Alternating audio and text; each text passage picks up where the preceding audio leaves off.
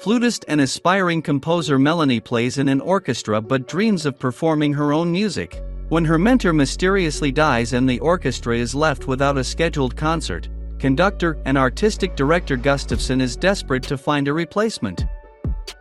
Eager to get his attention, Melanie finds in the dead woman's home an unfinished copy of her legendary first piece, which has only been performed once, and takes it upon herself to finish it, unaware that this music will bring a terrifying child-hunting monster into our world.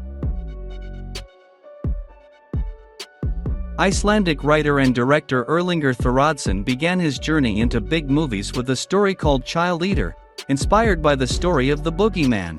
He first directed it as a short film in 2012, and 4 years later he debuted with it in a full-length format. The Piper is based on a similar plot. Some sinister otherworldly entity is hunting children, and the protagonist must stop him before the monster gets to her loved ones.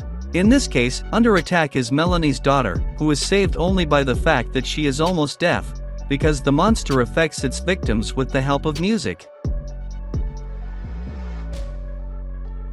At the heart of the Piper is the old legend of the Hamelin ratcatcher, best known as a Grimm brothers tale. In one form or another, its motifs are often found in literature, music and movies, but last year there was a complete coincidence, when in addition to this movie was released another movie inspired by this legend, also called The Piper, but with British model and actress Elizabeth Hurley in main role.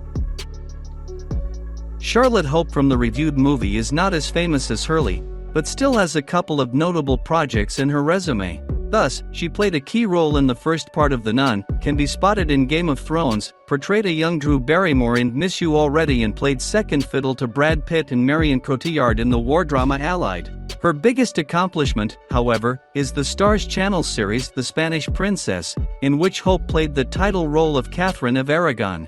The Piper confirms that the actress is ready for big roles in worthy projects, but itself such, unfortunately, is not. The weak link traditionally turns out to be the script, which neatly starts the story and contains few curious reflections on the power of harmonies, melodies and music in general, but otherwise is a haphazard jumble of genre platitudes, and doesn't contain a single really catching, fresh idea. However, Daniel Katz's atmospheric camera work helps to keep things interesting, and most of all helps the music by Christopher Young, a true classic of horror, who wrote soundtracks for Sinister, Six Demons of Emily Rose, Drag Me to Hell, Hellraiser, and Species. It's also nice to see Julian Sands as the authoritarian conductor in, sadly, his final role. The movie is dedicated to his memory. Certainly, The Piper is not the kind of movie that leaves a repulsive aftertaste and that you want to forget as soon as possible, but it is a movie to which the term mediocrity is best suited. And often it's even worse. Because a movie, like any art, including music, should evoke emotions, and this movie leaves absolutely indifferent.